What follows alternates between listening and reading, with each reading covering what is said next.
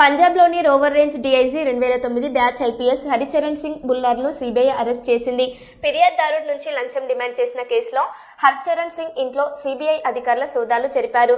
సోదాల్లో భారీగా నోట్ల కట్టలతో పాటు బంగారు ఆభరణాలు బయటపడ్డాయి.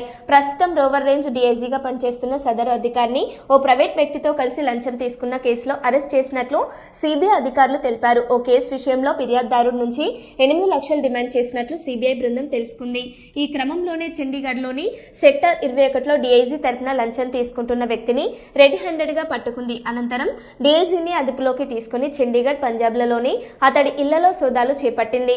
సోదాలలో ఐపీఎస్ అధికారి ఇంట్లో 5 కోట్లకు పైగా నగదుతో పాటు కిలోన్నర బంగారు ఆభరణాలు, స్థిరాస్తులకు సంబంధించిన పత్రాలు, మెర్సిడెస్, ఆడి వంటి ఖరీదైన 2 కార్లను స్వాధీనం చేసుకున్నారు.